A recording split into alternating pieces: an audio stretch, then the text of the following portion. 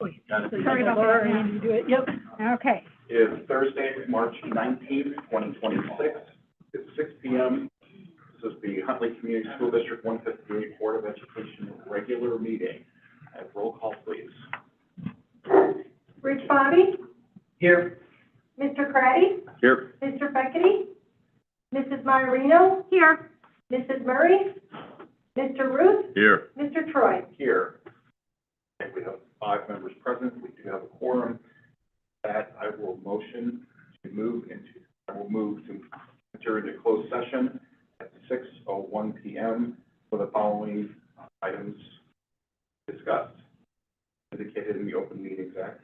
For this discussion of appointment, employment, discipline, performance, or dismissal of specific employees or legal counsel, student discipline, other matters related to individual students, discussion of minutes of meetings lawfully closed under this act. Second. Second by Mrs. Maiorino. Have roll call, please. Mr. Troy, Yes. Mr. Ruth, Yes. Mrs. Maiorino, Yes. Mr. Craddy, Yes. Mr. Bobby. Yes. Passes 5-0. We are in closed session until approximately 7 p.m.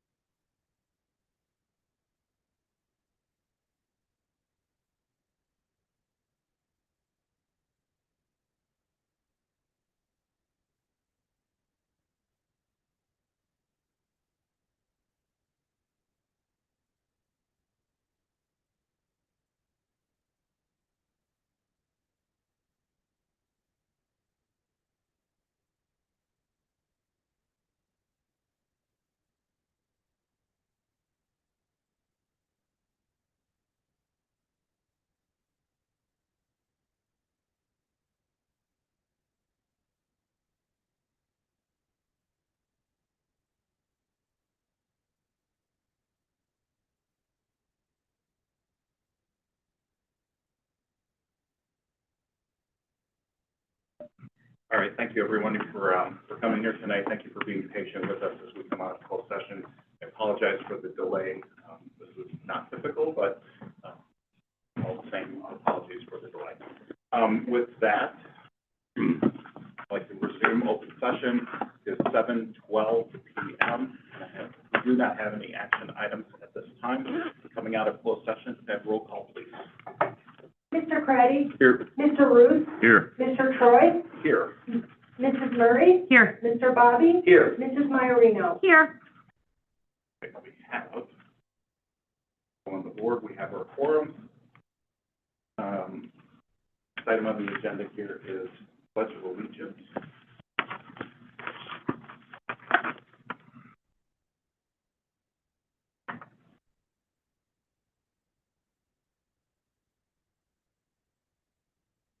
Come on in.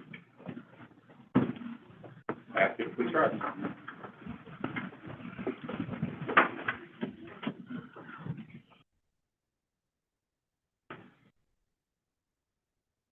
I pledge allegiance to the flag of the United States of America and to the republic for which it stands, one nation, under God, indivisible, with liberty and justice for all.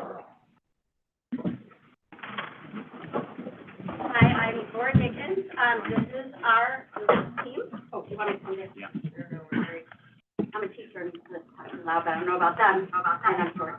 My name is Laura Dickens, and this is my partner in crime. We are the math team sponsors, and we have our math team students here. Honestly, we have about 40 to 50 kids. These are the ones that came out. These are our among the 24 state qualifiers. So they're going to share their name and just a little something about themselves. All right. Let's start with this. Hi, I'm Sid. I've been doing math team for 2 years. The reason I enjoy math team is because you get to meet new people, and if you're stuck on something, it's a great place to learn how to do it.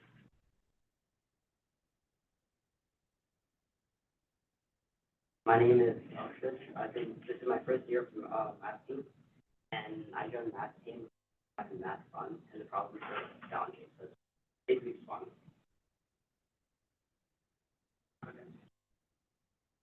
Okay, and I've been in math team for 2 years now.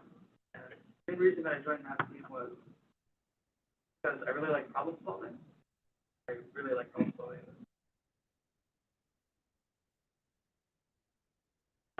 I'm Lauren Lee. I've been on the math team for 3 years. I joined math team partly because my sister was already on it.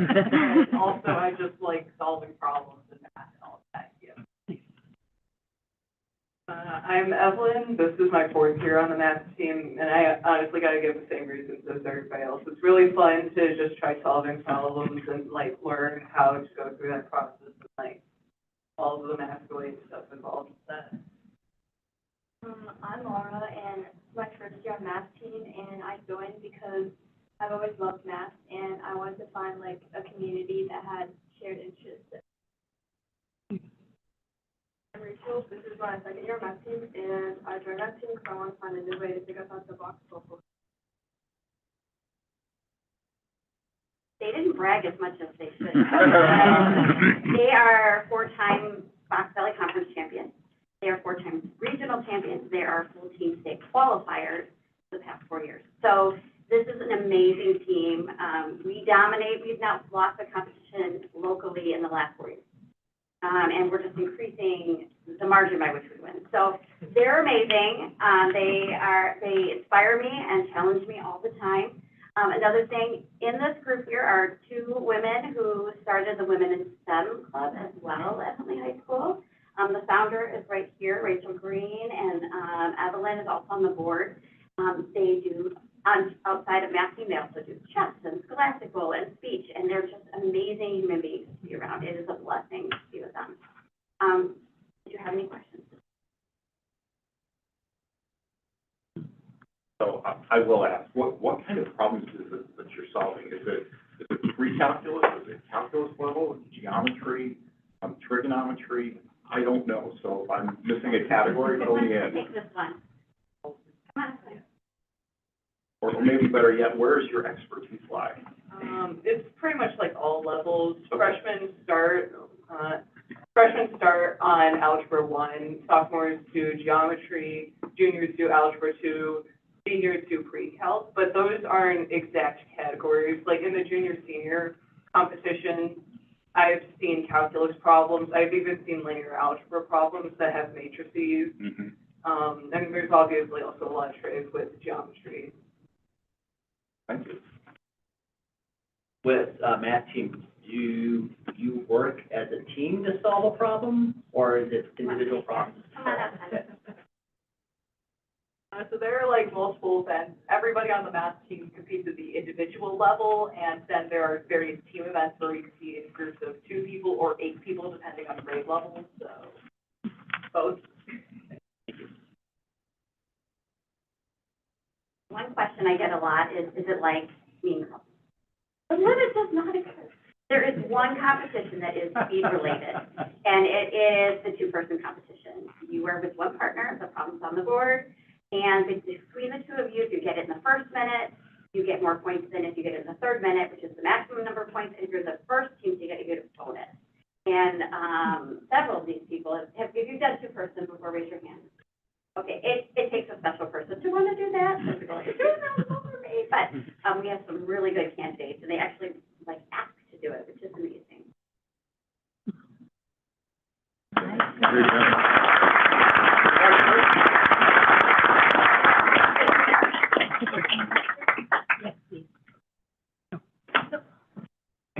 No, it's this picture. No? Okay.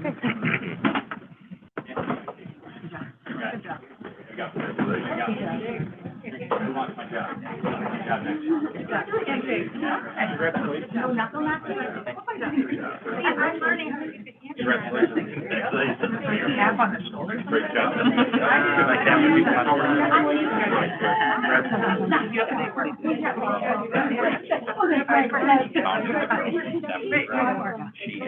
Holy cow, we're rounding the house.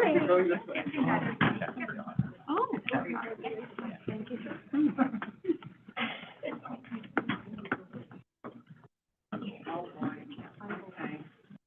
Little problem here. Uh-oh. There we go. Just need to find the windows. Everybody.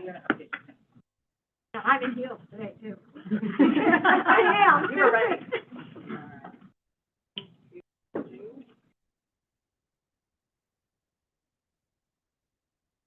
Anybody else taking pictures? Parents? Parents? Get us Come that on up.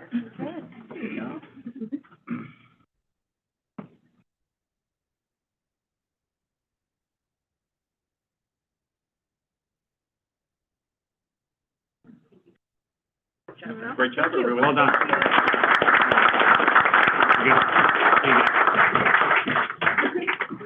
Who wants my job? Apply next year.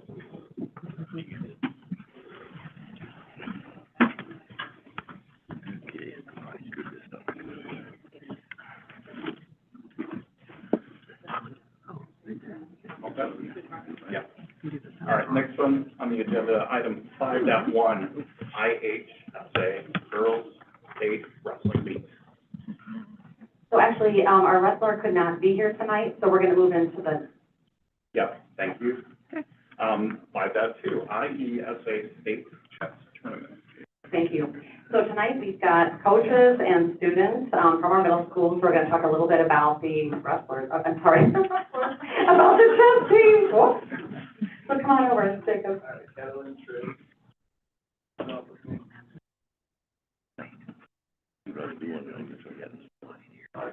Good evening, guys. My name is Jacob Halverson. I am the 8th grade chess coach at Marlow Middle School. I wanted to take a minute to recognize 2 of our students who did an amazing job at the middle school state chess tournament. One of them is Trey Lemberg, a 6th grader, and the other one is Catalan Kornienko, a 7th grader. Both of them worked hard leading up to state, and it showed they each won 6 out of their 8 matches, which is not easy at this level of competition. Because of that, they earned both bronze medals. Most importantly, they represented our schools the right way, with effort, focus, and good sportsmanship. I'm very proud of them and everything they've accomplished. Congratulations to both of you for earning your medals, and you definitely earned it.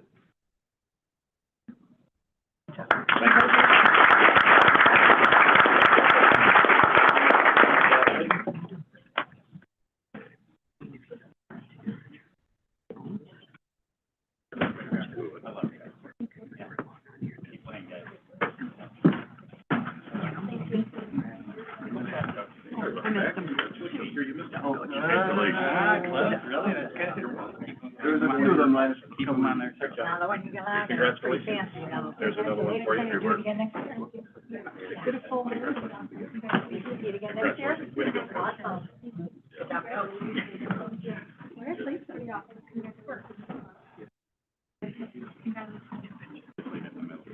Congratulations. Good job.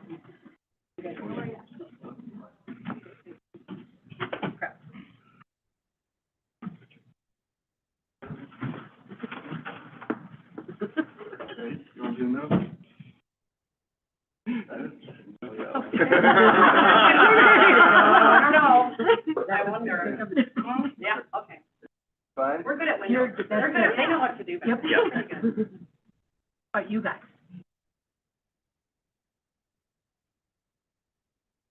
Yep, please come on. All right, we'll see you guys next year.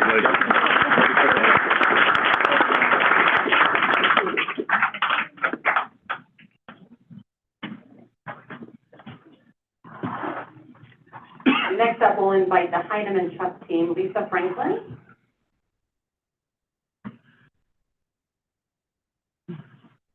So, I too have two bronze medal winners. They are both sixth graders. So, as Jacob said, in order to win the bronze medal, you have to win 6 out of 8 matches. Very, very hard.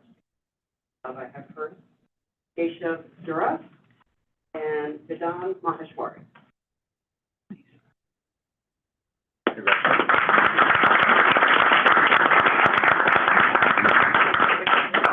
The Seltzer's my star.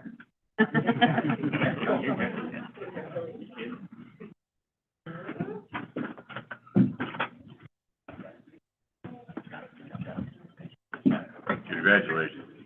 Great job. Awesome. Congratulations, great job. You gonna do this again next year? Do you want to go through it? There you go.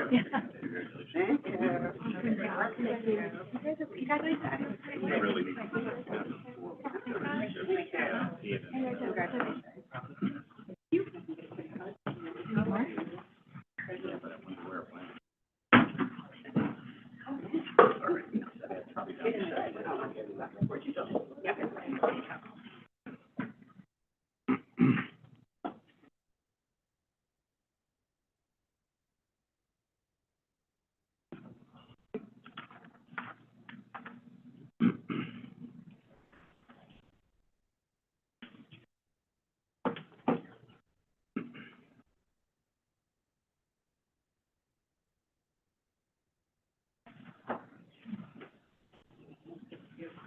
Way to go, Chester.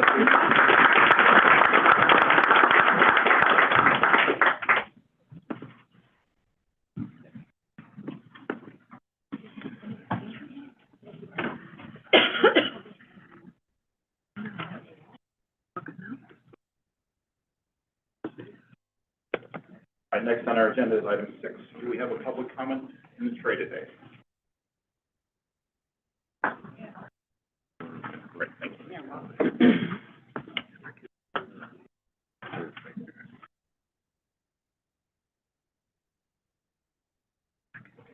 All right, our first public comment is from Francesca Anderson, please.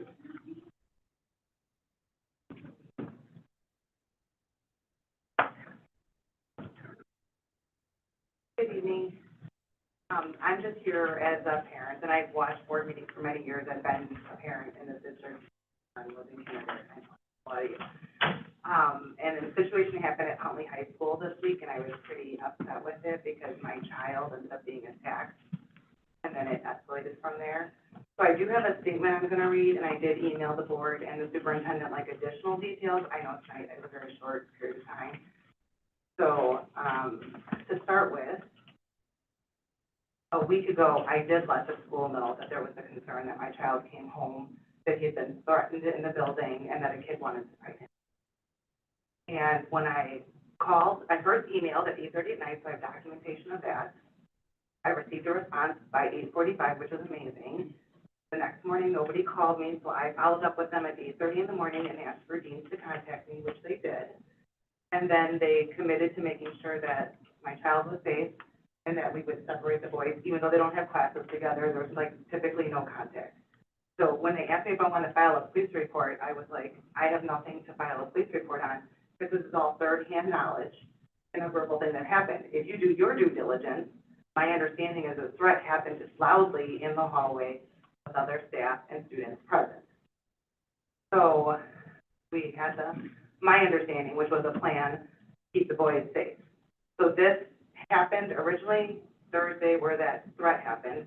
Friday, we get through the school day. Now we're going into a weekend, right? So Saturday, Sunday, Monday's that little snow day. And now we're at Tuesday. And I get a phone call 4 hours that during lunch, this young man left his classroom and came and found my child in the cafeteria. And again, I had asked them to keep him safe. I don't care what you guys do. Like, there's so many measures. You could have done line of sight. You could have done escort. You could have done a restorative circle with these boys on Friday and said, what is going on? Why do you guys want to fight each other? Which my son was clearly stating, I don't want to fight this kid. I've never been in a fight my whole life. Like, my kid is not that kid at all. So for this situation to occur, you can imagine how upset I was that the report they gave me and that my son said on the phone with me was that the boy came up to him. Well, first of all, the boy had come looking for him already. So when Gabe got to his table, the friends at the table said, this kid's looking for you. Gabe's like, whatever, I'm not fighting. So the kid came over to the table and said to Gabe, let's go in the hallway and talk about this, or quiet place or whatever. Gabe's like, I'm not doing this. Second time, let's leave and go talk. My son said, I am not fighting you. Third time, let's go in the bathroom and fight. My son turns back around to his table and says, I am not fighting you. Now this kid swings 3 times at my son while his back is to him. And I guess he gets him like once in the chin from the understanding. Like, it's hard to know, right? Like, these videos are all tough and everything. So then it escalates from there because the kid turns and hits the kid next to my son at the table too, splits his lip open, and now mass chaos ensues. And if you do take the time to watch the entire video, which I have not seen yet, I have his attorney subpoenaing everything, but at this point in time, it appears to be a very long amount of time before staff responds to the situation. So now you got multiple kids involved in a situation, and now it looks crazy, right? And I work in a school district, so I know that the fight does not look good, but I also know if we had proactive measures in place, none of this would have happened. And now my son's looking at criminal charges, he's looking at losing his baseball, 20% of the season, like all these things, repercussions for something he didn't even go looking for. And I called. Like, I talked to these people multiple times, from Justin Stroh to Brooke Ember to the other 2 deans. Like, I don't know what else you all want from me. And in addition, I was asked twice if I wanted to file police reports for different situations and if I wanted to press charges after this lunchroom thing happened. I try to have grace for all these kiddos because I understand it. Who wants a record? So I kept saying, like, well, 2 things. One, everything is third hand. So I have nothing. And I even talked to my own school resource officer. I said, you can't file a police report. I said, exactly what I'm telling them. Why do you guys keep offering me something that I can't pursue, right? Then when my son goes down to the police department to be processed, the SRO with his little light on, so I'm again subpoenaing another camera, says to Gabe, my son, why did you not come to me for help? I looked at him, he looked at me, we looked at the attorney, and I spoke, and I said, I did. I called for him, I emailed for him. I attempted to get supports in place. Like, I don't understand how this happened. And then the guy goes, nobody told me. The school resource officer said nobody told him of this conflict. And it's on the recording. Like, I don't understand it. So then from there, he says to me, and again, on the recording, the cafeteria is understaffed and we're down 2 administrators at the high school. True or not, I don't know, but those are his words. My attorney, my son's attorney, is through the roof. Like, I can't even breathe, like, my hands are shaking, like, this has disrupted our entire family. Like, I don't know what to do because and that's the other thing. Like, working in a school myself, like, I often have to file police reports myself saying, like, there was a direct threat made, and then I call the family and say, I want you to know your child was threatened today, and that a police report has been filed for your child's safety. Where was that at? When I said, should I be concerned? Nobody told me. I understand you can't tell confidential information of other children, but y'all could have told me that maybe I was dealing with someone who had a history of fighting, because after making a few phone calls, I, of course, get more details on things. It's just very frustrating to me that my understanding is the boys that are involved in the situation do not have a history of violence, no history of physical aggression. Like, I know, speaking for my own child personally, that is not the situation, and it is just so upsetting that this now will follow him. Now I have to pay all these fees. I have to take time off work to go and take him to court. Like, I mean, I know you can hear me, all the repercussions that come with a situation. I sent a really detailed email, and I know I'm talking way off, like I haven't even looked once at my phone on what I've written. Am I done? I'm probably way done. No, I'm okay. So. You're close. I mean, it's been a while, but Okay. I want you to finish. think, I want you to finish. Thank you. I think the biggest thing that I was asking for is obviously I'll, Tap a button on there. you want me to tell about, oh, There it is.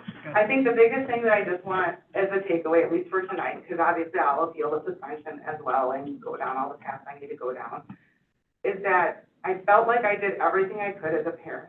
And again, working in the school district myself, I feel like if somebody calls me and tells me like there's a concern, I would put eyes on it.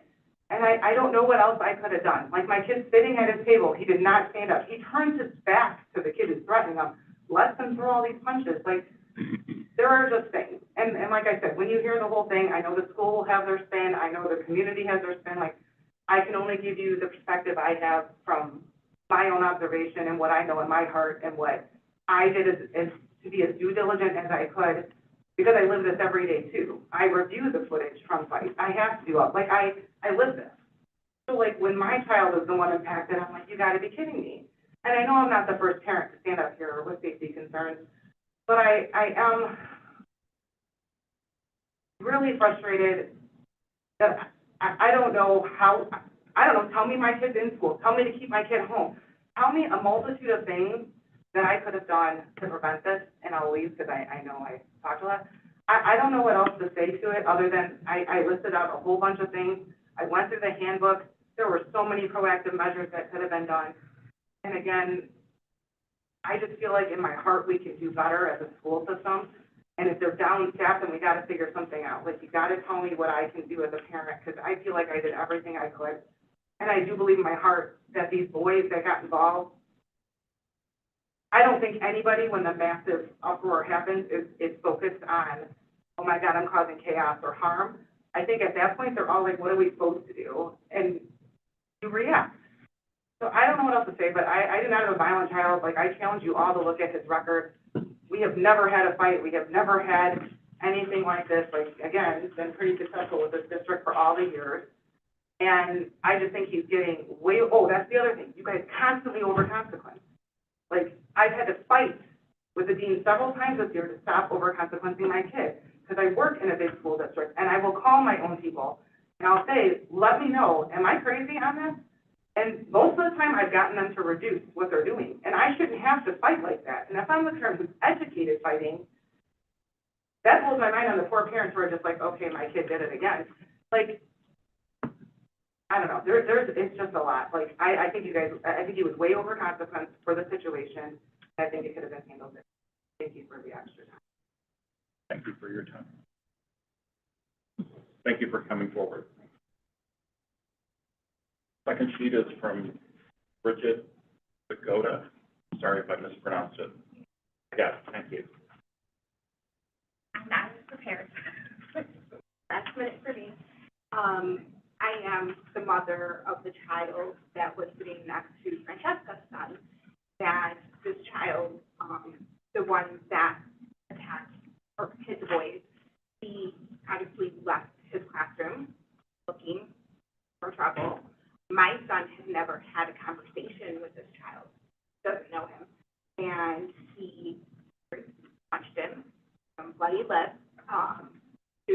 I don't know.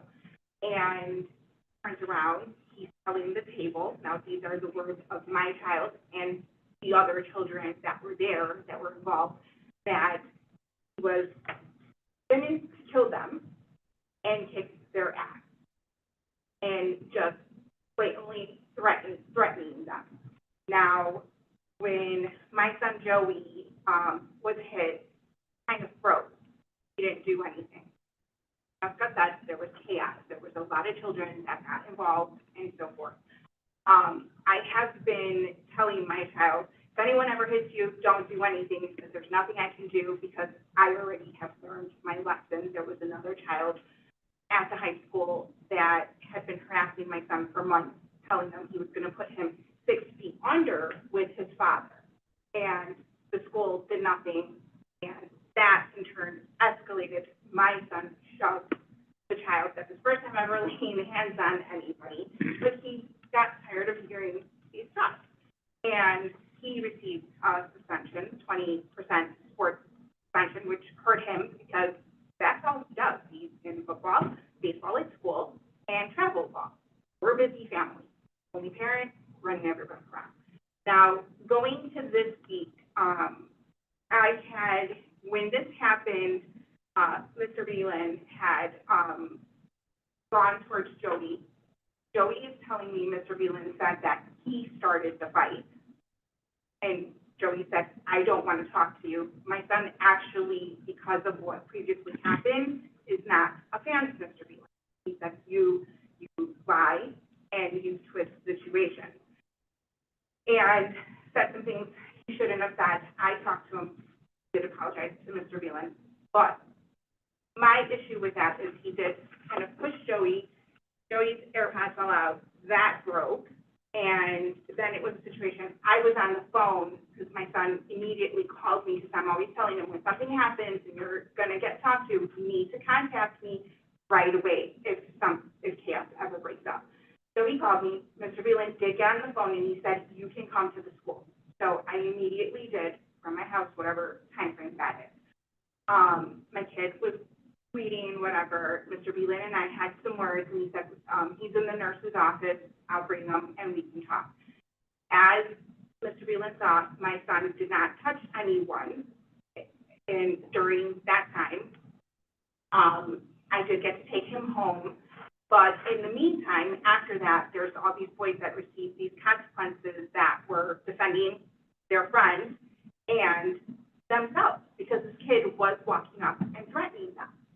Now, since then, I have received, where my son actually has received some kids coming up to him at school, and I have a younger daughter there who's a freshman, and she's very quiet, very meek, not like my son. Kids coming up and saying, well, this child, the one that attacked, is saying he's going to jump Joey, and he's also going to rape the little sister. So I contacted the officer today because I did meet with them yesterday, and I had said, we need a resolution. I sent an email prior to this, I might bring this together, I should have wrote this down. Prior to my calling this morning, I sent an email yesterday that I wanted to secure, I want the footage saved, and for future review in case this escalates. I need to protect my child. Today, I didn't get a response to that. My attorney also responded saying that is evidence, blah, blah, blah. That was it. No, okay, we will do this. Today, I sent an email explaining to Mr. Beelan and the officer, I said, Joey's receiving threats, and now I have my daughter scared to go to school. We are a family that moved here a few years ago. My knowledge, Huntley is a safe town. It's a great town. And we can hear from Chicago school system that my daughter was assaulted. So in 5th grade. So my expectations of the schools is where is the safety? We have kids threatening lives. There's no metal detectors. And I know when my kids went to Heinemann that there there were shutdowns for casings and stuff like that. With what's going on in the world, how is there, and the school has one officer, there's 3,000 kids in there, roughly. He can't manage all of these kids. So now I'm telling my daughter, who has an IEP, and her processing of information is different. Well, Ari, you will be safe at school, don't worry. But kids told me that this kid said he was gonna rape me. How do I explain that to my freshman daughter, who does never intentionally harm anyone? Now, here we are, whatever time it is, I still do not have a response from Mr. Beelan on my email. Not a single response, okay, because I asked for a safety plan, nothing, no acknowledgement. He could have easily said, Mrs. Zagoda, no problem, let's have a meeting, because I said we can have a meeting to discuss a safety plan for my children. It is important to me to keep them safe, and I'm not letting it go until I know that my kids are safe. I don't want to pull them from the district. There are great things that the schools offer, and I'm worried about activity that shouldn't be happening in this community at all. It shouldn't. It's inappropriate, and it's, quite frankly, we do not pay to live out here like this is the ghetto. Sorry to phrase it that way, but that's how I feel, and I feel that it's being brushed under the rug every time I bring up issues of kids seeing threats or things that they shouldn't say. I know kids will say what they're going to say, but when it comes to life threats, physical threats, rape threats, not okay, ever. Not what I'm trying to teach my kids to keep their hands to themselves. Sorry. That's okay. Thank you for coming forward. Thank you. Moving ahead. Revision and adoption of the agenda. There's going to be a little bit of agenda gymnastics going on here. There's things to adjust. First, I'd like to remove item 16.8. It was noticed that there's some verbiage that needs to be restated more clearly in there, and I think that the right thing to do is just pull it overall and care of that. Also, 16.1, HR personnel. We're going to move that after the closure of closed session or the conclusion of closed session. So on the agenda, it'll go public comment at item 17. Next one will be item 18, will be resumption of closed session, and then closure or exiting of closed session. And then after closed session is taken care of, item 19, HR personnel, be addressed at that point, and then I believe item 20 becomes adjournment. I'm doing my math correctly. Welcome to check me on that. Mr. Troy, I just have a question. We're removing 16.8? Yes. Okay. There's some verbiage that's in that resolution that needs some additional clarity, and there's just not enough time to do that, so. Okay, yeah. Take a step back. I know, I'm fine with that because I was probably going to bring that up anyway, but I just wanted to make sure that I was hearing things. Yep, so 16.8 is going to be removed altogether. And will it come back at the end of, or at the board meeting, or at the? Yeah, there were three, there were a few dates under one, I think it was number 3, I can't remember which of the items there, where we need to make sure that we are, because there were so many dates from multiple different board recording secretaries and superintendents. There were some dates we need to clarify, interim versus former, all of that. So we had to update that piece. Right, and so if there was, I'm wanting at this resolution, however, we're going to approve it if we are going to move forward with approving it. But if there is additional concern about some verbiage that we should be discussing as a board, right, and it has to happen, I don't want to then wait until April to discuss any additional verbiage changes, and then we're kicking it down now to May. Is there a way to look at this and discuss some verbiage changes within this meeting, or do we is it better off to just, as a board, discuss in April and then push to May if we want to talk about a verbiage change? I think we can do it at the cow Okay, as far as the verbiage changes, and we'll get the updated document in everybody's hands so that the correct verbiage is presented, and then we can discuss if there's anything else, so that, come the Then second any meeting in changes? April, we Yep. can take care of it then. Okay. And move forward. so, so this will be moved forward to the cow or any kind of discussion and then, okay, That's thank what I you. think the right thing to do. I appreciate that, thank you. Yep, you're welcome. All right, so that's the gymnastics on those items. Superintendent's report, anything to update? Not yet, just say yes or no. Oh, yes. Okay, yes, I figured. I know our student board representatives do have something. Dr. McCrindle, anything for this evening? Yes. Dr. Gill, anything for this evening? Okay, this is fine. Mr. Altmeyer always has something to ask. And then Ms. Barnes. Yes or no? I don't. Do not, okay, so we'll strike item 13 then. Oh, no, we'll keep it, we have FOIA requests, never mind. I'm just trying to be efficient. All right, so with that said, I'll move to adopt the agenda with the changes of removing 16.8, moving 16.1 to item 19, adding the section in there to resume and exit closed session as item 18 or 18 and 18.1, and moving to adjournment as item 20. Second. A second from Mr. Bobby. All in favor, please say aye. Aye. Opposed? Motion passes 6-0. All right, superintendent's report, Ms. Lombard. Just a couple things to highlight in our memo. One of those was, one of our KPIs, looking at the fiscal stewardship, component. Our cabinet, and, our administrative teams at the district and at the building level, continue to work closely, about our budget for next year.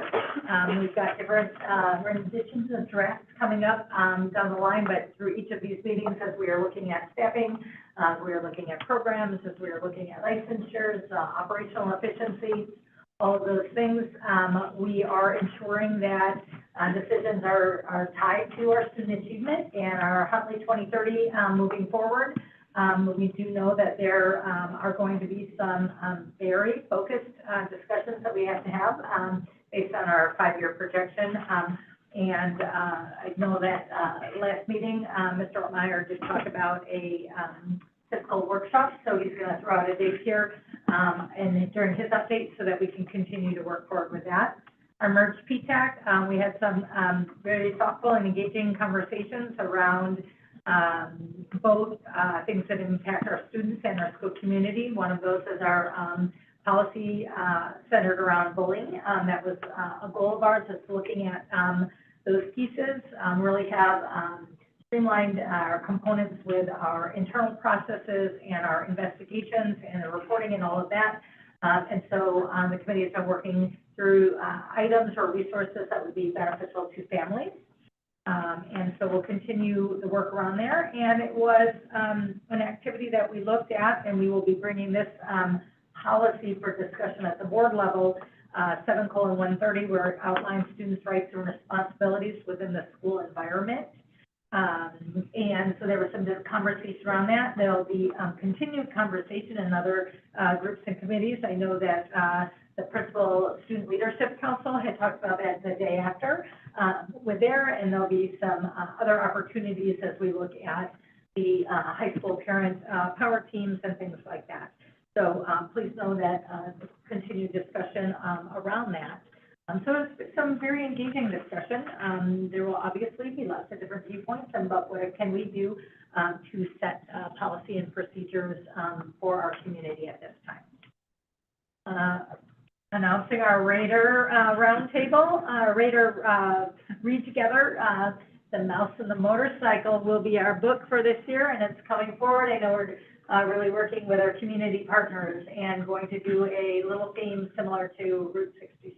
So it should be a really fun summer with that. And of course, our community partners are all asking about when can they get involved in all the things coming forward. So just another way to get our Huntley and area community together. And then our chronic absenteeism, you'll see our student enrollment up 98 students from the 6-day enrollment count. The majority of those students are coming from ECC. As you know, we do continually enroll at that 3 to 5 year age through child find.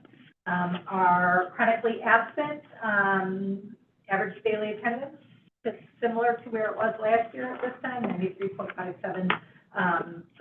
And so, again, looking at different ways that we can continue to support our families and our students if they are having some absenteeism issues that are at that chronic level. So those are just some things to highlight for the month of March, and we will be going into spring break and coming back, finishing up our second week of IAR testing, and in for the remainder of the school year. We're going to go out strong here. Lots of really, really great things still happening and continuing to be the work done in the months of April and May. So any questions? All right, not hearing any. Not hearing any, we'll keep moving forward. Board representatives. Emma, please. Hello, board. So this month, we visited the Huntley 158 middle schools to get some feedback about what's great in 158 and what could be great in 158, continuing with the theme from last month. And here's a little bit of background on how that process went and our focuses were when we were visiting the middle schools. Some of the feedback format looked like we did lunchroom visits. So me and Emma hopped table to table through the lunchroom. And we also had flex time focus groups where we had students who were not working on any work that was fortunate enough in the flex time. So their staff members sent 2 from each class out to meet with us. And me and Emma had some great discussions with them where we were able to ask more in-depth questions. We also stopped in music classrooms to ask a few quick questions to make sure that we were hitting all students. And one of the points of pride when we did with this visit is we feel confident that we got almost the entire student body's feedback. Between the lunchroom visits, the focus groups, we are very confident that almost entire student body at both middle schools are represented in this feedback. In our questions with the discussions, we focused on the portrait of the learning environment, classroom engagement, since me and Emma and other student leaders will be leading a professional development for staff members in the April Institute Day, so we wanted to get feedback on that.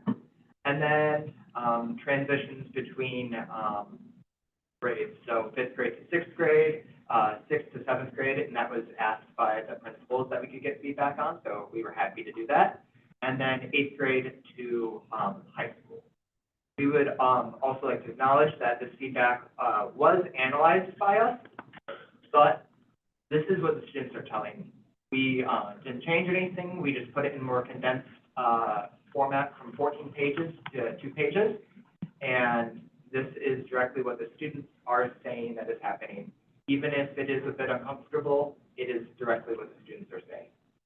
And we also are going to be providing this presentation, our memo, and then the more in-depth feedback for each school to the administrative teams so that they can also have that student voice and they can have discussions with their admin school teams.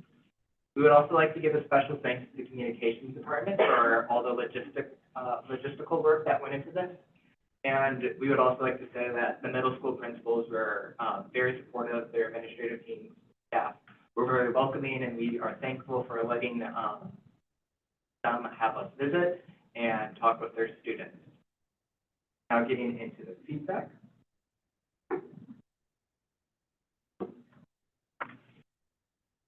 So what's great by grade? So in 6th grade, students feel safe at school and experience a strong supportive transition from elementary school. Students lunch, and extracurricular activities. Learning is most effective when it includes hands-on activities, group work, and engaging visuals. Fourth grade and seventh grade is students highly value social connections, including friendships, clubs, music, and extracurricular opportunities. Students learn best when teachers provide clear explanations and incorporate interactive, real-world, and competitive elements into lessons. Many students feel generally safe and supported, especially when they have a positive relationship with teachers. And in eighth grade, students appreciate the strong sense of community fostered by advisory clubs and pods, and students are most engaged when learning includes movement, collaboration, and hands-on discussion or hands-on or discussion-based activities. Students feel that their academic opportunities, their academic experience helps prepare them for high school, particularly through advanced coursework opportunities. And then going into what could be great in 158, in sixth grade, students would benefit more with increased opportunities for engaging instruction, including increased movement in the classroom, hands-on learning, and less reliance on online programs, particularly were noted where the math program, Excel and Math.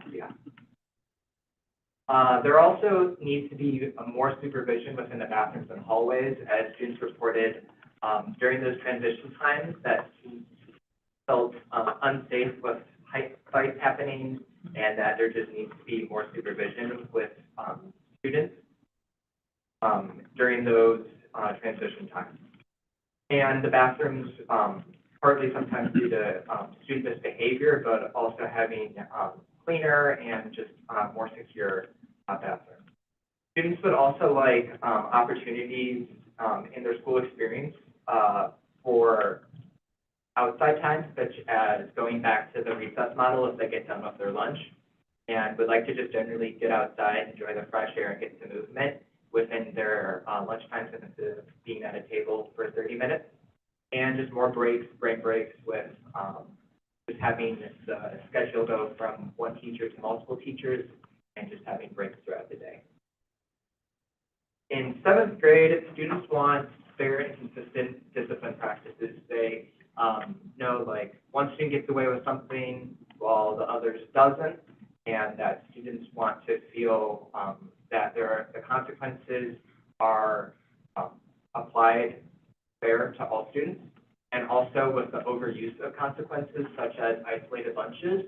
An example was if the student forgot their pencil 2 times in a week, they got an isolated lunch in some of their classes, where that felt it diminished the actual, per se, consequence because it's so overused for students are more of it's a part of life. And the balance between lectures and interactive activities, while some students enjoyed having lectures, they also want more interactive, where they're having maybe classroom discussions, or they're hands-on, or working with their peers, so that it is not just the teacher talking, it's more two-way communication within the classroom. And having more flexibility in their school day, including the topics that students learn, and study environments, such as being able to go to the library to work on a project with friends, and activities within the physical education class. In 8th grade, students, again, would like more engaging and relevant learning experiences with that real-world connection and hands-on activities rather than solely just lecture-based instructions. What I can also provide an example was in some of the science curriculum, it was noted where students just take notes from a slideshow all day, every day, where they would like to have some more experiences and experiments.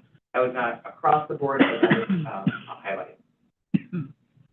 And there needs to be, again, more greater consistency with discipline, where one student gets away with something, why does they get away with it? Well, I don't. And again, with the overuse of consequences, where it, again, diminishes the purpose of the consequence for more trivial things. And having more supervision within the hallways was also noted. such as in the bathrooms where physical altercations could occur, where students don't always want to go to the bathroom during transition times, but then they go to class and they have to go to the bathroom, and the teacher asks, why don't you go to the bathroom during the passing period, when the students don't necessarily always feel safe to.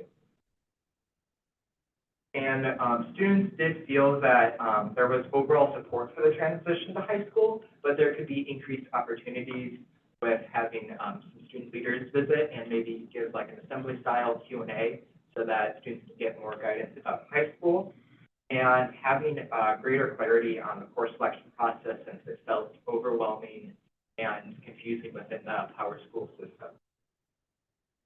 And I would be remiss without noting that this is the students' feedback, and they would like to have their 7-step lunch and increase time in the passing period. So based on the student feedback, we do recommend that middle schools create a dedicated student feedback structure in the middle schools that are accessible to all students by the end of the year, like maybe a leadership group, like how the high school has principal leadership council to enhance student voice. Any questions?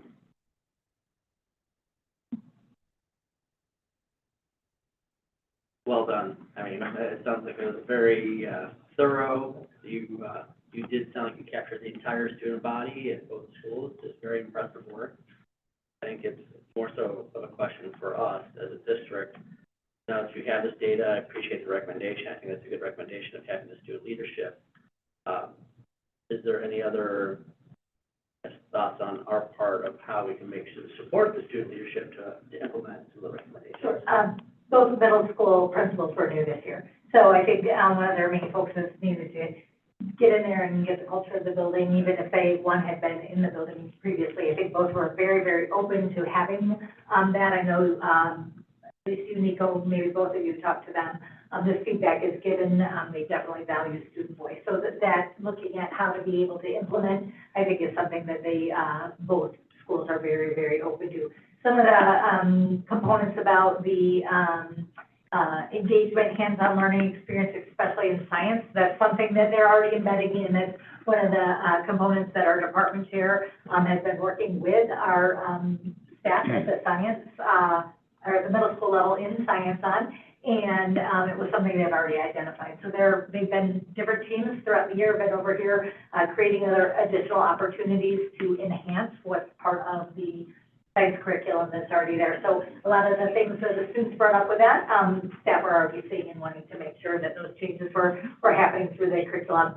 And so this feedback absolutely will continue to be shared with administration, and then continued opportunities to see how things are going. So a model that's been working up at the high school for the last couple of years, I know that they're both middle schools are very open to that.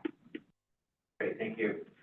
My other question was, did any feedback come up about clubs, access to clubs? Because I know that's been a topic of conversation of one middle school having a club and the other not having it, or vice versa. Did that come up at all? I heard mostly positive things about the clubs. Okay. They have like a diverse range. The thing about how they were like being stopped from making anything, or how one club and one didn't. We did get ideas for clubs that we are going to submit to the principals, but overall, it was generally very positive. Great, thank you. Any more questions? Just real quick, I want to say I appreciate you, the candid and the raw information, because like you said, it's, maybe sometimes uncomfortable to share, but it is important information that's needed to know, because we are very student-focused, and we are committed to, like we say, meeting students where they are and what do they need to learn best. And if they're saying, I need maybe more of a break, or this redundancy of lecture and want just talking nonstop, it's like you're not even really absorbing it, just taking the notes and not really, it's not settling. I know talking to some of my daughter's friends and even some of my CASA kids, and I don't know if this is in the world of watching TikToks. I feel like a lot of kids tend to learn and get information like from these short videos, and then it's like, oh, what is this? And then it triggers a deeper dive into, well, I'm going to look this up. What is this? Because I didn't know what they were talking about. But are we, maybe this is a question for you, Ms. Lombard, are you hearing that maybe students need more of these shorter intervals of teaching and then allowing that opportunity to dive into what you don't understand or what you want to learn more about? I think that it depends on the learner, right? Everybody learns a little bit differently. But I think when we think about the conversation that we had last month about win time, what I need, I think that will absolutely blend. Yeah. And so, well, some of that, oftentimes it's really focused for the conversation of what do I need to remediate or what do I need to continue to build for something to be stronger. But the other side of that is what do I need to continue to excel and enhance and to go deeper into things. And so it really, that structure should be able to identify some of those components and give those opportunities to students to take that and go, hey, I want to learn more about this. Right, to pique that, how do we pique that interest to, I want to learn more about this rather than I have to learn more about it, because it filters into that redundancy. So thank you for that, just candid and raw information. Go ahead. Students did want one of the questions was, what do you wish that teachers and staff knew about students? And one of the consistencies was that every person is different, everyone learns in their own way. Mm-hmm. And then we also were able to ask in a way that it was general, but about what a win time could look like at the middle schools. And the students were very positive, and they even gave some ideas of the motivation to participate in win time beyond just a grade. And so I think the interest is there, but I would like to know that because it was something that I was a little happy about.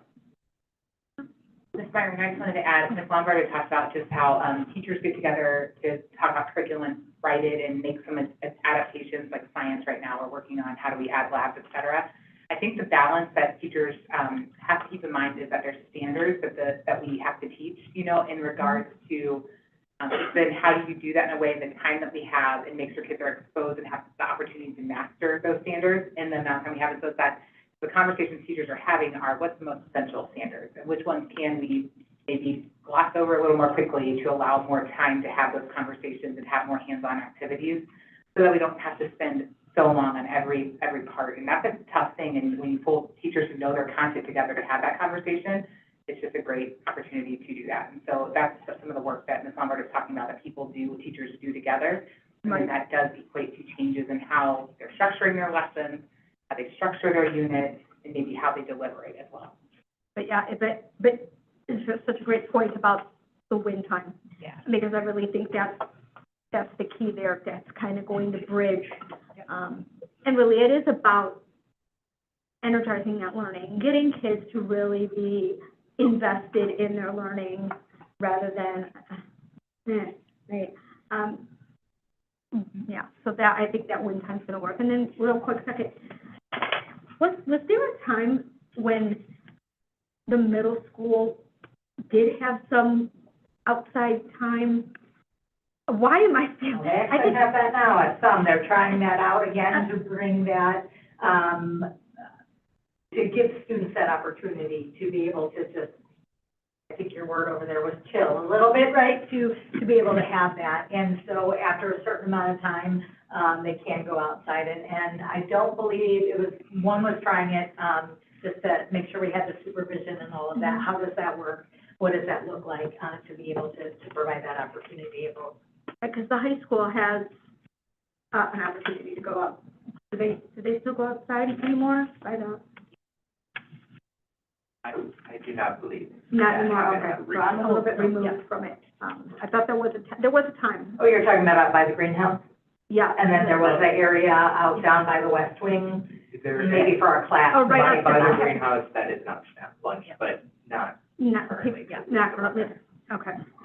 All right, thank you. Is there any more questions? we also have some updates. So applications opened for next year's student advisory representative on March 6th and are due on March 30th, 2026 by 4 p.m. And if you'd like to do the application, you can check out the memo. And then with the overall process, since this is a different format that we have done since it's no longer August, it is now in the springtime, we would like to bring a proposed schedule to our board that we have thought very carefully about with the consultation of Ms. Lombard and Mr. Troy. Our proposed timeline is that on March 30th at 4 p.m. the applications close. And then on April 7th and 8th, after school here at district office in the evening, interviews will take place with me and Emma and Ms. Lombard as a witness with selected candidates from the pool of applicants, where then we will, as the student advisory representatives, and get to interview them and ask questions and see how it is as from our perspective. And then our proposal is that on or before May 11th, to allow time for a transition period, the May 16th regular board meeting, that interviews on or before May 11th take place with the board, with candidates who move forward following the interviews with us, student advisory representatives. That way we're kind of helping narrow down the pool for everyone. Now, I would like to also note that we have applications that are still open, so we don't know how many applicants there are. And we could choose to move everyone up to you guys or narrow it down. But this is a student-led process that was really me and Emma's ideas, and Mr. Troy and Ms. Lombard were okay with it, and we would like to hear the board's thoughts on that. Can I jump in, Nico, just to kind of explain the component of that? As you know, our student board representatives can't participate in closed session. And since the interviews with the board take place in closed session component, that this would give them an opportunity to be able to interview, talk with the applicants. They may have some questions that they'll ask of the two of you that they may not ask of those of us up here as well. And so that addition of that could include that part of the process where closed session doesn't allow that. Are there any thoughts from the board? I mean, my initial thought is empowering you as our student leaders to narrow it down and have a small list, whether it be 2 or 3 people from the list, because I feel like, just my own opinion, if we don't do that, then we're just interviewing everybody you just interviewed, and I don't feel like that gives, like, you the credence of being student leaders, because you're going to see things that us as board members won't see.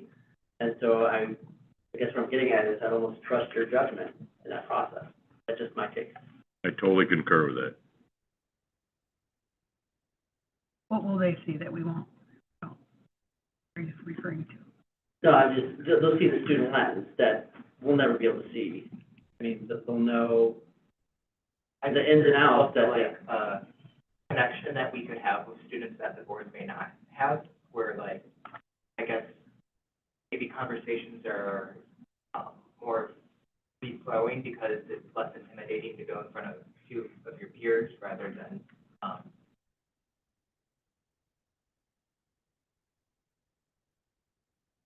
Yeah, and when Nico and Emma consulted with Superintendent Lombard and I, thought process was don't filter it for numbers. Yeah. And do a hard number of, no, you can only bring 3 to the board. Like, I don't know what you're going to face, much less how many. So don't feel that you have to meet a certain threshold. Obviously, the filtering process is appreciated by you, from my perspective. But at the same time, don't feel that you're constrained to, we have to choose 3 finalists. Because it might be hard for you to choose, especially since you know directly, and they that to us. So if it's 3 to 6, I'm comfortable with that, but I'm just 1 voice out of 7 on the board here. Just to clarify, this, initial,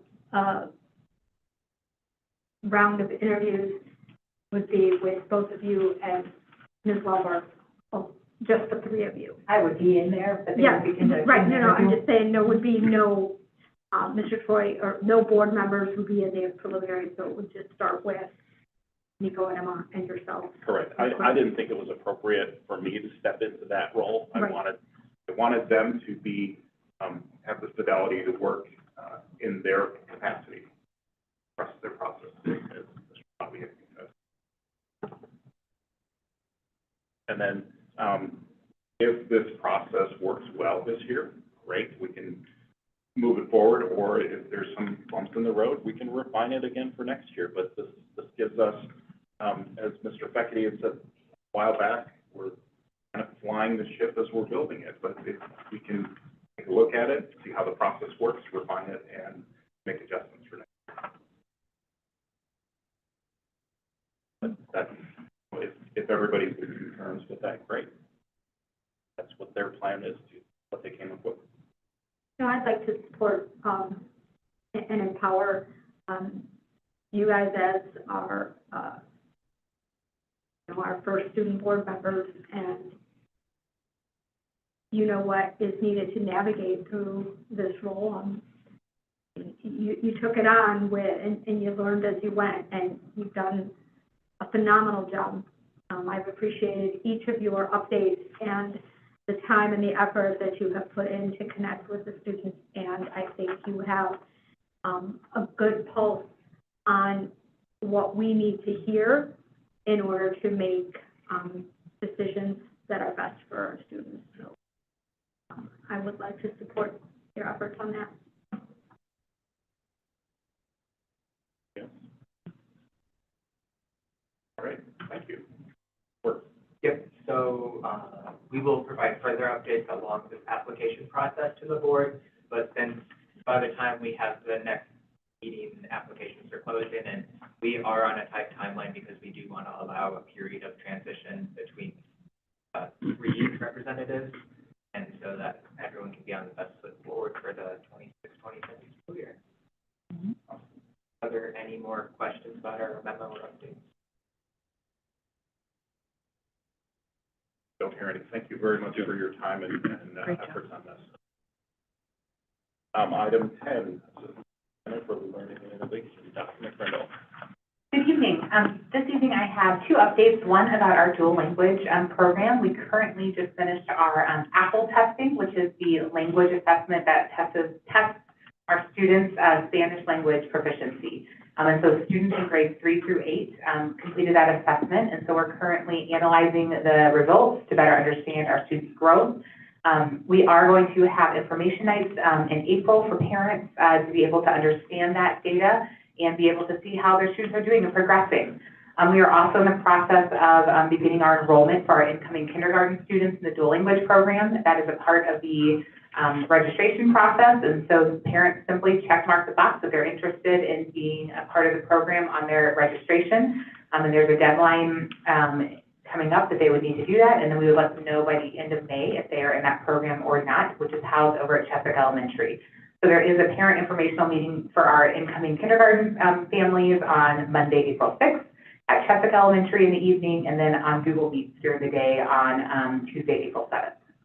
And then the second update I have, Ms. Lombard briefly touched on it, but we are in the middle of our Illinois Assessment of Readiness for all of our students in grades 3 through 8. That is the state assessment that measures how students are doing in English language arts and math. And it provides us some insight onto how we're doing with our standards and allows us to be able to measure year over year what progress we're making and what we need to do to adjust our supports for students. In addition to that, the ACT and the pre-ACT is occurring on April 7th at the high school for 9th, 10th, and 11th graders. Nico's smiling because he doesn't have to worry about that assessment this year. And then the Illinois Science Assessment will be administered to all 5th and 8th graders the week of April 13th. And so this is our state assessment kind of season, and so we wanted to say thank you to our teachers for creating that positive testing environment and keeping our students engaged through this time as they are taking these assessments, which help us be able to hopefully celebrate lots of growth areas and then highlight some areas for improvement. If you have any questions, I'm happy to take them.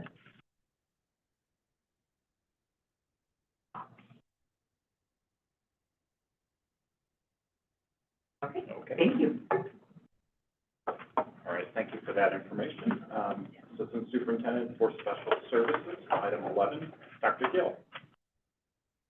Just have a brief update for those of you who don't already know. On March 12th, our district hosted our first annual Polar Plunge fundraising event. That was in conjunction with the Illinois Law Enforcement Torch Run and in partnership with our Huntley Police Department. It was a really successful fundraising event. Our initial goal was $5,000. We more than doubled that, earning $11,400, which was an amazing feat for us in our first go.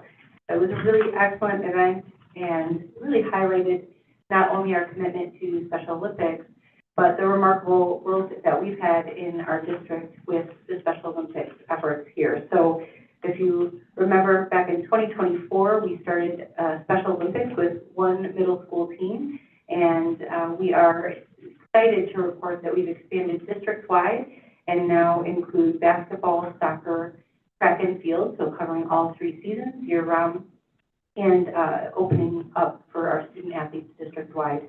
So we've expanded very quickly, and just we're really excited to support such an important event. Just wanted to share that update. It was a really exciting event. Any questions? Great to hear. I didn't see in the report, Dr. Gill, did you do the plunge? Yes. Because you did talk about it. I did, in fact. I Nice. dove head in. Oh, There is video. Yeah, it was tremendous. So I, with actually our coordinator of Special Olympics, Ms. Crystal Miguel, and Ms. Lita Casper, who's the coordinator over at the high school, we were a trio, and it was cold and awesome, and really the highlight of the semester. So, yes. I did lean over and I asked Mrs. Barr, we do have video on that, right? We are going to show that because I really thought we were going to show some video on that. Maybe for next time. That would not, that'd be a student record for Dr. Gell, so we will not show that unless we get her permission. We're out of time. And All right, thank you for that. Not hearing any questions, we'll keep moving forward. Chief Financial Officer Treasurer, Mr. Altmeyer. Thank you very much. I've got a few different updates, and as I said here, I came up with a few more, so this is really going to be good stuff.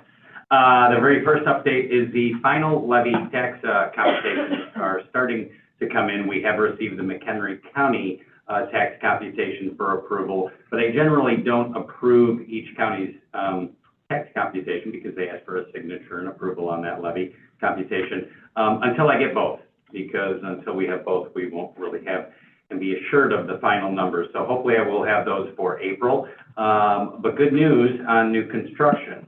If you recall, in November at the preliminary levy hearing, or the preliminary levy when we reviewed the preliminary levy, new construction at that time was about $55 million for the preliminary new construction sheets. Right before we presented the final levy, I was able to contact both Kane County and McHenry County, and that number upticked to $60 million. And then every year we balloon the levy so that if new construction comes in a little higher, well, we account for that. We ballooned the levy by 1%, which gave us a $23 million cushion. Looking at the McHenry County's tax computation, which by the way does include the Kane County new construction, there's always an overlap, and they should agree. New construction came in at $76 million, so that's $16 million more than what we anticipated in December. So what is currently in draft 1 of the budget was that $60 million. By adding the additional $16 million into that levy computation and into the FY27 budget, approximately half of that new construction additional revenue dollars will be in the FY27 budget, approximating about $300,000. So if you double that, about $600,000, that would be the additional revenue impact by that additional $16 million. So kind of good news on that front. And we really, new construction is our friend right now, looking at the financials. So we'll continue to look at that and work with the villages to better understand that number. But I was a little surprised to see an uptick of $16 million, but pleasantly surprised. So that's good news on that front. A week or so ago, we did send out the bus bid, and we did receive those numbers back. So at the April Committee of the Whole, we will share those favorable bus bid results. We were asking for 254 passengers and 2 activity buses. So we did get that information back, and we'll share that at the April Committee of the Whole with the board. Third, we've been really busy. HR, payroll, finance, because the Skyward implementation is right around the corner. Right here we are in the middle of March. Our first payroll is expected to happen on April 10th with the Skyward. The payroll team and the HR team have been on implementation calls, I think every day almost, for at least 4 hours, sometimes 8 hours a day, working with the implementation team to make sure that we are tracking accordingly. We're doing the same in our finance team. In fact, the last 2 days, we've had all of the districts, all the building administrative assistants that work in the finance realm, entering purchase orders and looking at budget reports and things of that nature. We had them here for training for 3 hours each day for the last 2 days, so that they have a really solid and better understanding of the Skyward software. And I will tell you, well, first and foremost, we're all excited about it because it's really a great software. Still have a lot of work to do, no doubt.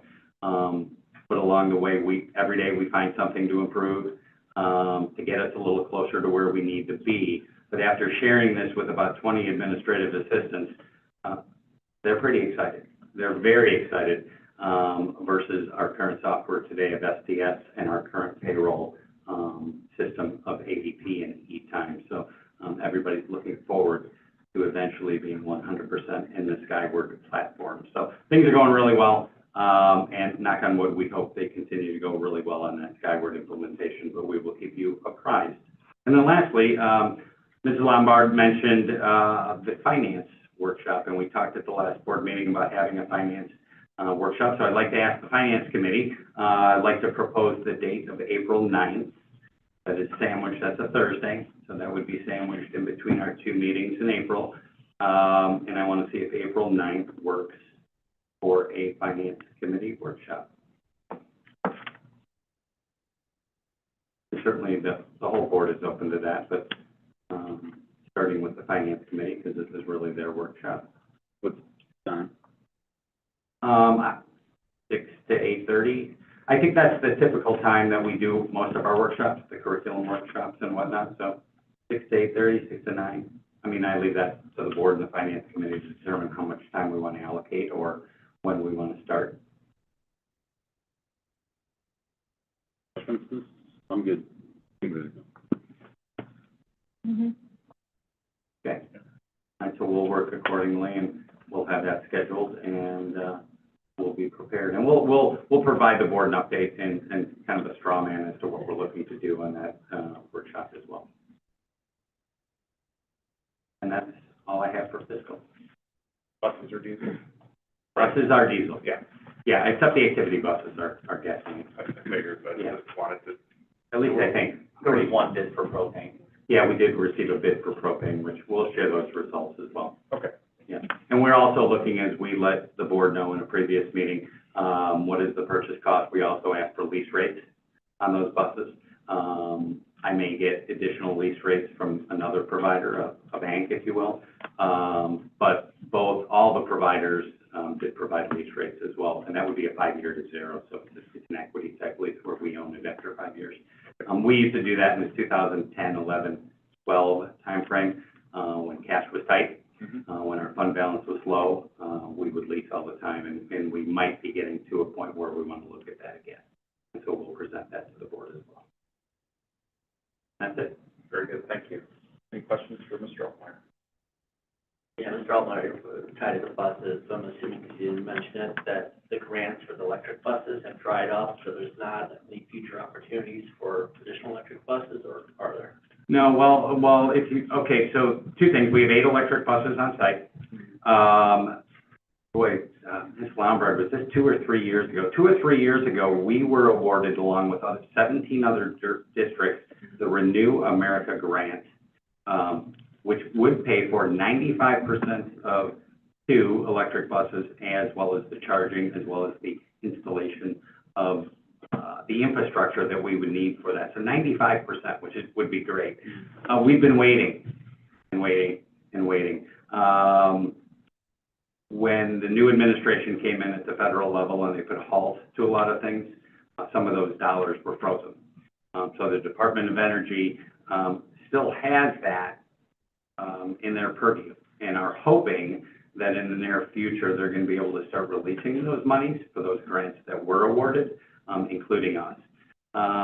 When those 17 districts, at the time, all 17 districts accepted that award, but over these last 2.5, 3 years, a lot of those districts have started to fall off, saying we're no longer interested in looking at a microgrid. We're no longer interested in installing this type of infrastructure that the grant awarded. And the grant dollar amount doesn't change. So what happens is each and every district, well, are going to receive a little more money. So at the time, the amount of money that we were awarded and allotted, I should say, would have covered the cost of 2 electric buses plus charging stations and infrastructure. That number has grown where it may be 3 buses. But I got to be honest, I'm not really holding our breath right now because it's been almost 3 years since we were awarded that grant. But as soon as we are awarded that grant and allowed to pull the trigger, obviously, we will let the board know. And we'll go through that process of approval to make sure that the board is still okay with continuing to move forward. But that would certainly help us because essentially that would provide us 3 additional, next to being free, 95% paid for buses. If you recall, with all the other grants that we did, for which we received electric buses, the federal grant covered approximately 75% of the cost of the electric buses. But we ended up getting those electric buses 100% paid for because of the ComEd grants we received, combined with some of the federal grants as part of the Inflationary Reduction Act, which is now also gone. So all the buses we have are 100% have been paid for. We didn't pay a dime for them, and these would be 95% covered. Thank you. Mr. Bobby, we're still learning. Mr. Altmeyer and I met with the mechanics out there just to go through some of the things with the electric buses, with them still being new to us. Things pop up. Most of the fixes come under warranty at the end of the day, but we had some heating issues, so we got some heaters that were further back on those buses, but we're keeping an eye on that too, just what that looks like, because it's still new to the industry, and we're out in the front of it, even though we only have 8. But we're keeping a pulse out there in the garage, see what issues are popping up and the longevity we would have with them. And the last component of that is, too, based on, how far they can drive before needing to get charged in our, campus, model here in the district. We wouldn't be, expanding to too many more because we do try to, keep them on the routes that are a little bit closer to, the charging station. Combined with the infrastructure that we built, we really can't add any more than maybe 2 or 3 more. That was going to be my next question, is what is the capacity of our charging station? So if we added a bus, are we going to need to add a charging station? Yes. Which would be covered by the cost of that grant. And ComEd has been reaching out on some other things, providing 100% full funding for some additional chargers. There's something called V2G, which I think we've talked with this board before about. V2G is vehicle to grid, meaning that we could use our buses to, for instance, charge our buses in the middle of the night. And then in the heat of the day on a summer day when ComEd needs the energy and needs the additional power, we can release all the energy that is on those buses via the bus battery and get that back into the grid, which would actually generate revenue for the school district. That is a specific type of charger. It's a level 3 charger, a high-end quick charger. Right. Each one of those chargers is about $50,000 to $60,000, maybe $75,000 installed.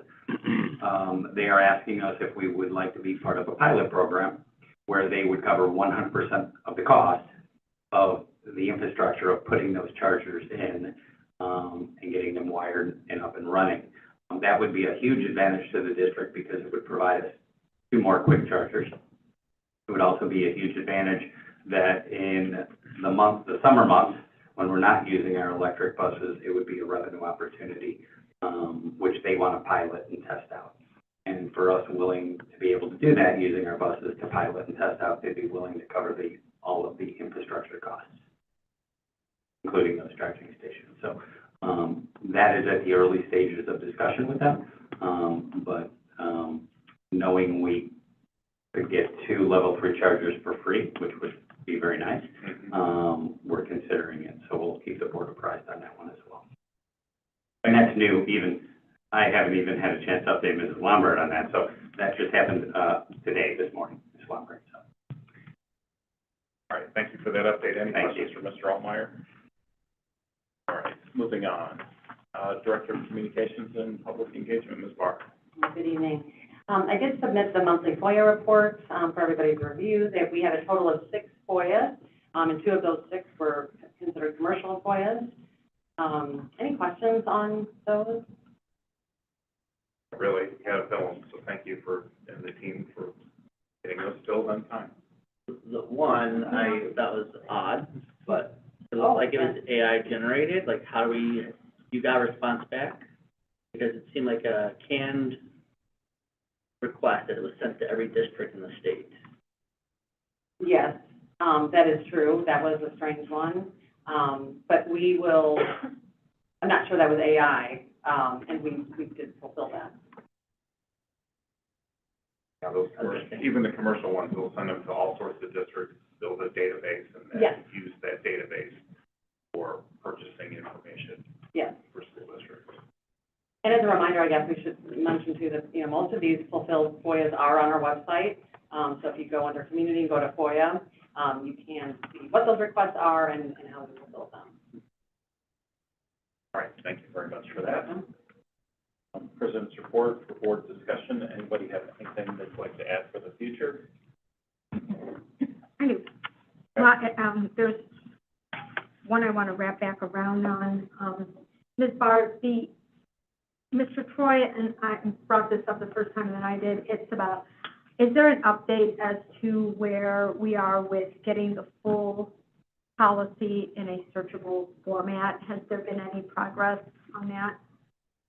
Well, what I can tell you is that I did consult with our website hosts to see how we might be able to do that in a way that would provide search capability. So it is possible for us to do that.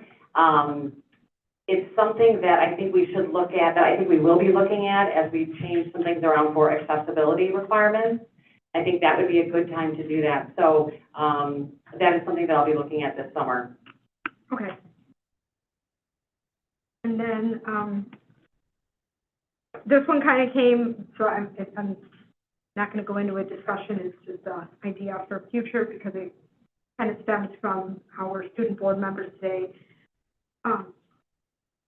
Ms. Lombard's like, how can we start to look at tightening up our discipline policy so that it doesn't feel so, why did someone get in trouble and why didn't I? Like, does that fall under our PTAC, or is that, how does the discipline policy for the schools kind of get reviewed? Well, I think that one component, because I heard something a little different today from them than the last time, was some where teams may, like, how many passes for bathrooms versus this or that. So that's different than maybe what we heard tonight, if they felt that there were different, Patty gets a different consequence than I do for the same situation. That, to me, will be something we'll have to look at. We will always have students who maybe don't agree on whether they get a consequence or not, and that's neither here nor there, right? That's the part where we are educating them on that piece. So I think first we'd have to look a little bit more on what were those comments and be able to dive in at both of the schools on that. Because I think that the district did do through the PTAC some good work around really streamlining the what are the offenses, what is the definition of those, what are the types of consequences, to really make sure that we had a much more consistent approach across the district.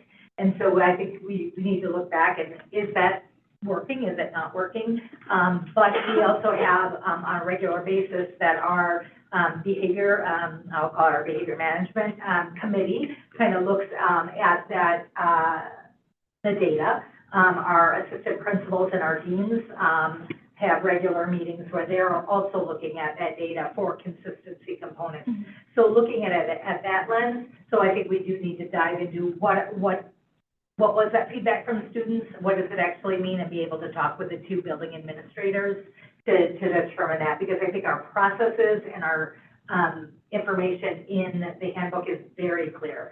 We were just actually walking through one before and yesterday, and we're walking with one building and asked, you know, if individuals were all involved in the same, why might there be a slight for one person versus the other, and really had those deep conversations to be like, it's the same action, right, kind of a thing.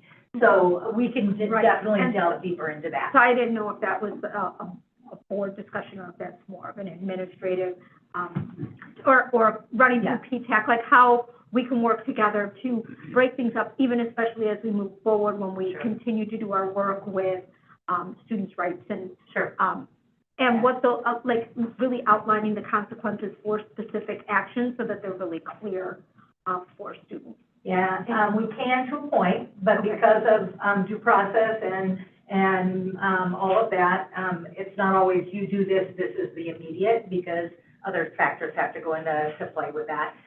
We have 504 IEP, if it's progressive discipline, the age of the student. Right. So I think the work that PTAC did around that, and then the board approved, well, it was PTAC and then the buildings and our administrative team, and then bringing that to the board. So I think I would start with, are we being consistent in our practices? That would be definitely something that we'd have to look at.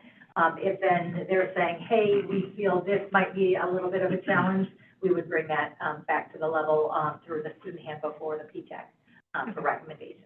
And then piggybacking on that real quick, and again, I don't want to open up the discussion and blindside anyone, but possibly in the future, looking at adding, when we do go further into discipline and we are suspending a student, maybe having, I know there's been talk, people have asked me, can we have a dean that specializes in special ed and things like that, but maybe having a sign-off on somebody from special ed if there is a suspension for somebody. They're supposed to have a person from their team that is part of the due process in there to assist the student in making sure that their IEP, the receptive or expressive language, all of that is taken into. So while they wouldn't be the one necessarily determining discipline, there is, it's required that we are asking that a person from their team is part of that due process.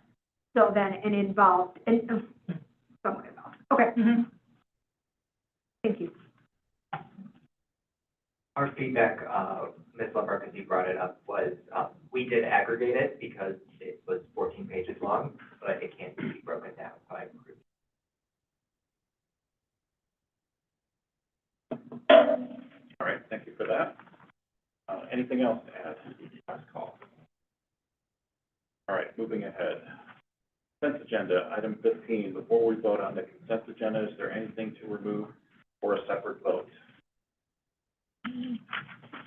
There's 6 items here by my count. All right, not hearing anything, I move to approve, adopt the consent agenda as presented with 6 items that are listed. Second.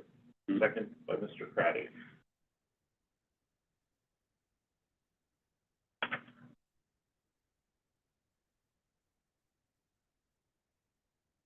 Roll call vote, please.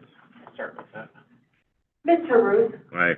Mr. Troy? Yes. Mrs. Murray? Yes. Mr. Bobby? Yes. Mrs. Maiorino? Yes. Mr. Craddy? Yes. All right, motion passes 6-0.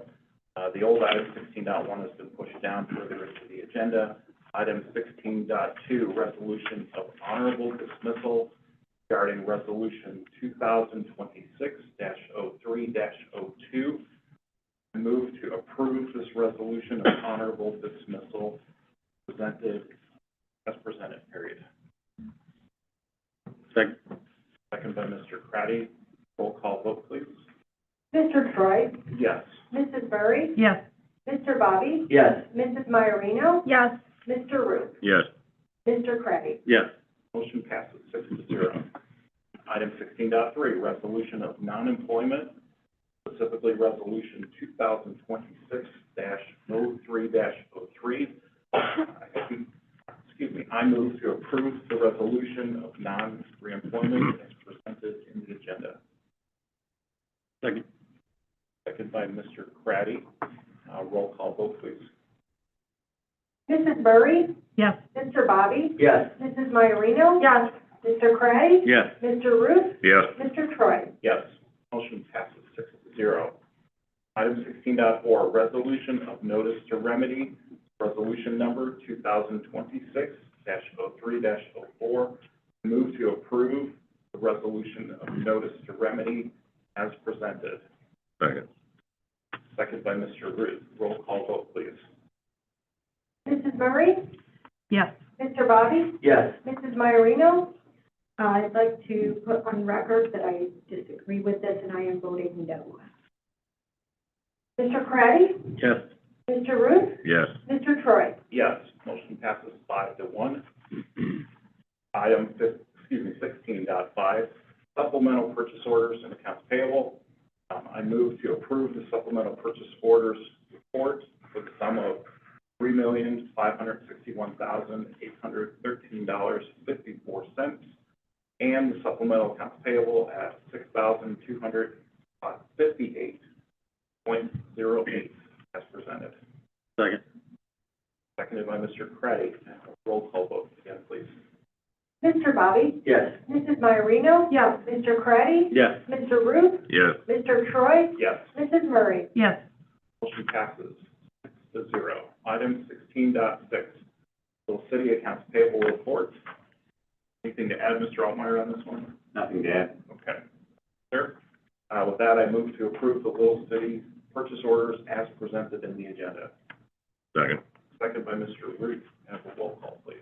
Mrs. Maiorino? Yes. Mr. Craddy? Yes. Mr. Ruth? Yes. Mr. Troy? Yes. Mrs. Murray? Yes. Mr. Bobby? Abstain due to conflict. Motion passes 5-0 with one abstention. Item 16.7, extracurricular committee recommendations. Anything to add here, Mr. Altmeyer, or someone? No, really, this has become a standard operating procedure at this point for the collective bargaining agreement on an annual basis. The extracurricular committee, well, they meet 4 times a year, but they are assigned as part of the collective bargaining agreement, dollars to be used at the committee's discretion, for additional stipends, lane changes, moving people within, lanes for certain stipends, the use of elimination of stipends, and then ultimately, if there's dollars left, to increase the overall base increase of all of the stipends. So this is a memo outlining the committee's recommendation from additions to eliminations to lane changes, and it also left them, I believe, with a little over $15,000 to increase the base percentage of all stipends on those lanes by 1.14%. Other than that, there's really nothing else to add. All right, thank you for that. Any questions from Mr. Altmeyer on this? Thank you again for the explanation. I move to adopt the extracurricular salary schedules as presented for the 26-27 school year. Second. Second by Mr. Bobby. Roll call, please. Mr. Craddy? Yes. Mr. Troy? Yes. Mrs. Murray? Yes. Mr. Ruth? Yes. Mr. Bobby? Yes. Mrs. Maiorino? Yes. Motion passes 6-0. Item 16.8, again, just as a reminder, that was removed. Next item on the agenda is item 17, public comment. I don't see any additional public comments. All right, we have no public comment.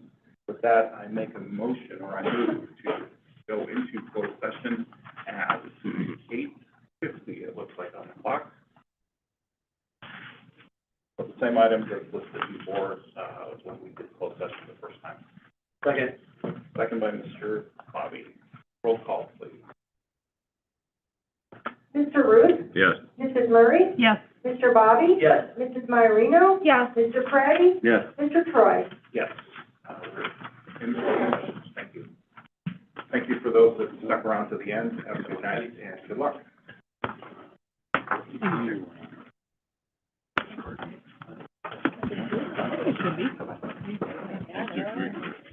Yeah. Good job. Yeah, so it just a long time ago, the extracurricular committee is part of contract. You're not as bald as I thought you would be. Grows back fast. Yeah, I missed it, but I'm kind of backing off a lot of stuff.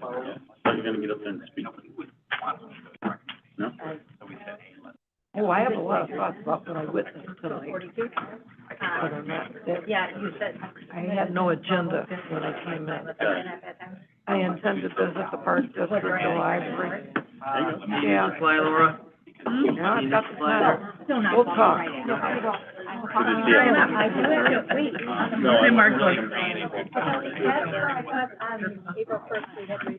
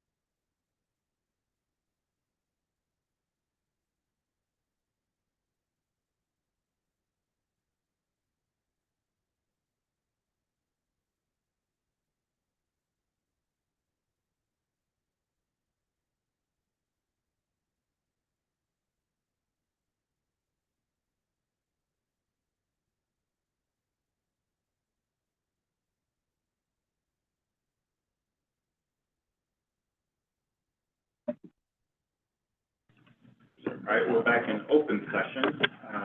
Time is 10:30 p.m. Roll call, please. Mr. Troy? Here. Mrs. Murray? Here. Mr. Bobby? Here. Mrs. Maiorino? Here. Mr. Craddy? Here. Mr. Ruth? Here. We do have one action coming out of closed session, and it is, in fact, the next item on our agenda, which has to do with the personnel report for HR. I move that the Board of Education, District 158, approve the personnel report for all included items, with the exception of the matter pertaining to Associate Principal Thomas Kemp. Second. Second by Mr. Craddy. A roll call, please. Mr. Bobby? Yes. Mrs. Murray? Yes. Mr. Craddy? Yes. Mr. Ruth? Yes. Mrs. Maiorino? Yes. Mr. Troy? Yes. Motion passes 6-0. Next item is our adjournment. Move to adjourn our meeting at 10:31 p.m. Second. Second by Mr. Root. All in favor, please say aye. Aye. All opposed? Motion passes 6-0. Thank you. I'm out of here. Good luck. Safe travels. Thank you, man. Yeah.